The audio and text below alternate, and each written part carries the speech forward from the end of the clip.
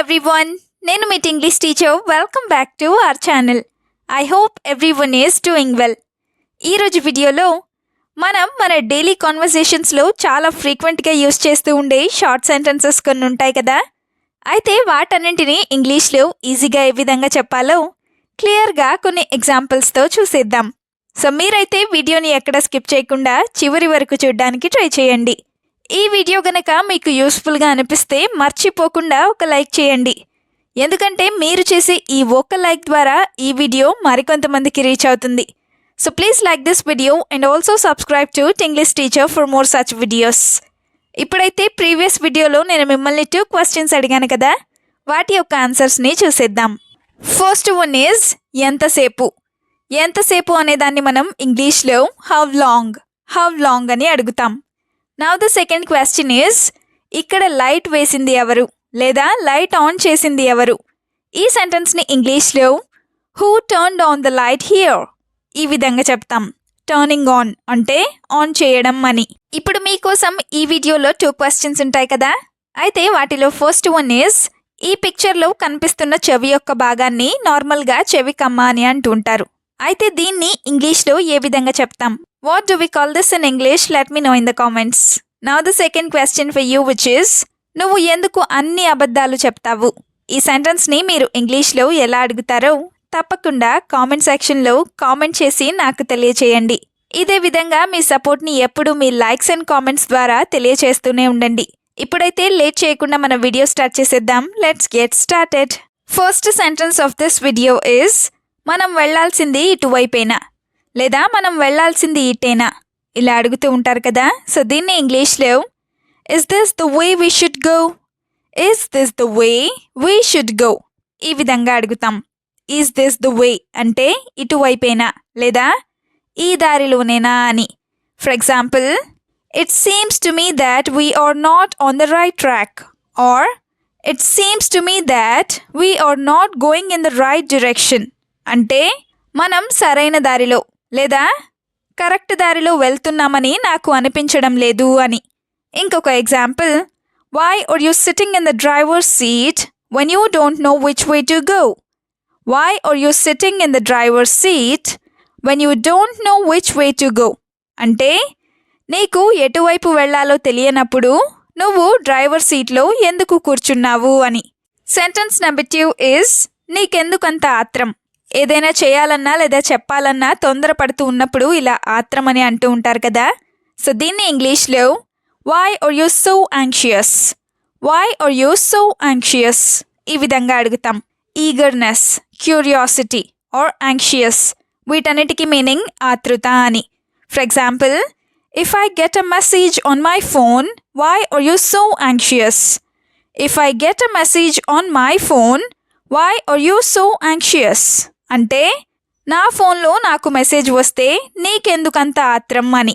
Another example, it is because of your eagerness that no work has been done.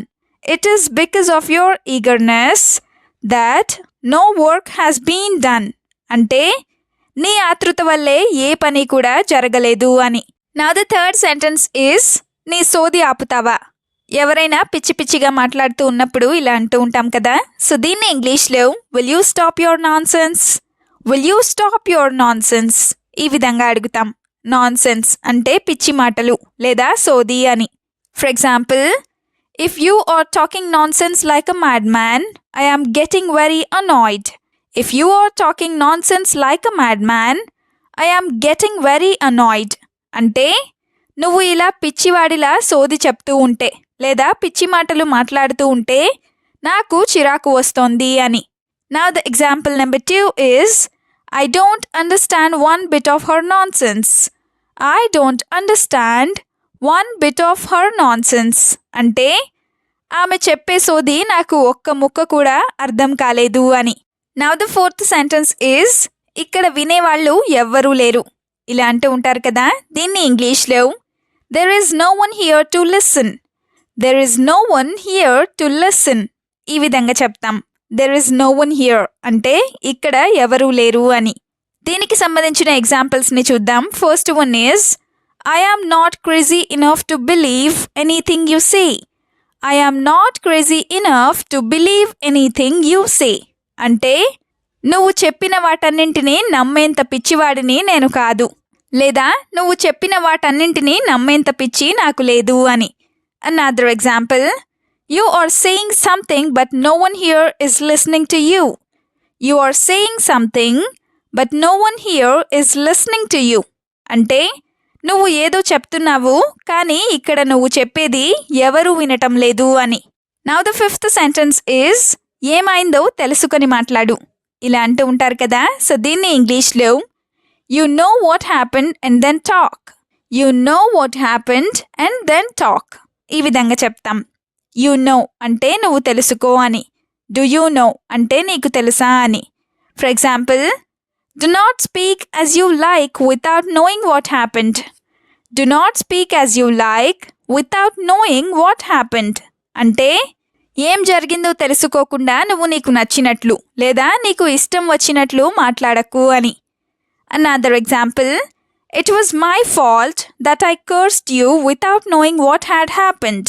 Are it was my fault that I scolded you without knowing what had happened. అంటే ఏం జరిగిందో తెలుసుకోకుండా నిన్ను తిట్టడం నా తప్పే అని. It was my fault అంటే నా తప్పు అని. Now the sixth sentence is ఏదైనా ఉంటే నాతో మాట్లాడు. ఇలా చెప్తూనే ఉంటారు కదా, సో దీన్ని ఇంగ్లీష్లో if anything you talk to me. If anything you talk to me. ఈ విధంగా చెప్తాం.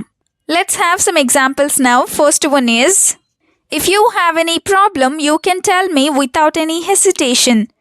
If you have any problem you can tell me without any hesitation. అంటే నీకేదైనా ప్రాబ్లం ఉన్నట్లయితే నువ్వు ఎటువంటి సంకోచం లేదా ఎటువంటి మొహమాటము లేకుండా నువ్వు నాకు చెప్పొచ్చు అని. Now the example number 2 is I have many problems here but I can't tell anything to anyone. I have many problems here but I can't tell anything to anyone. అంటే నాకు ఇక్కడ చాలా ఇబ్బందులు ఉన్నాయి, కానీ నేను ఏది ఎవరికీ చెప్పుకోలేను అని. నెక్స్ట్ సెంటెన్స్ ఈజ్ అందరితో కలిసిపోవడానికి ప్రయత్నించు. చిన్నపిల్లలకి లేదా ఎవరైనా ఎక్కువగా ఎవరితో మాట్లాడకుండా ఉన్నప్పుడు ఇలా చెప్తూ ఉంటారు కదా, సో దీన్ని ఇంగ్లీష్లో you try to get along with every one. You try to get along with every one. ఈ విధంగా చెప్తాం. For example, he doesn't like to talk to any one much. He was that from the beginning. He doesn't like to talk to any one much. He was that from the beginning. అంటే అతను ఎవరితోనూ ఎక్కువగా మాట్లాడటానికి ఇష్టపడడు, అతను మొదటి నుంచి అంతే అని.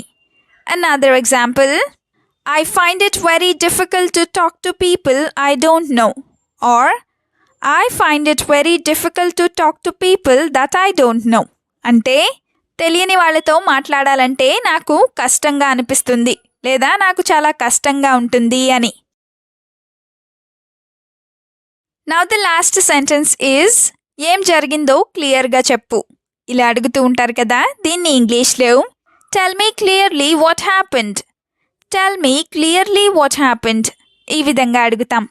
Now the first example is how will I know what happened if you keep crying without saying anything.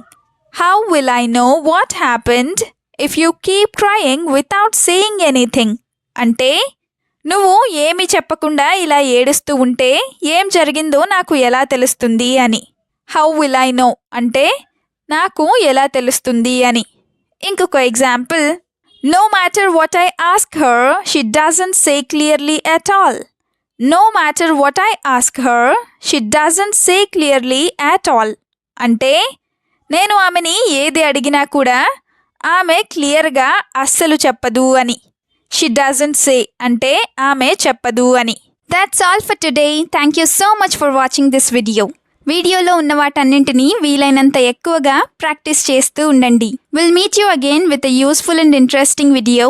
Until then, keep learning, keep practicing and keep supporting Tinglish Teacher. Have a nice day. Bye bye.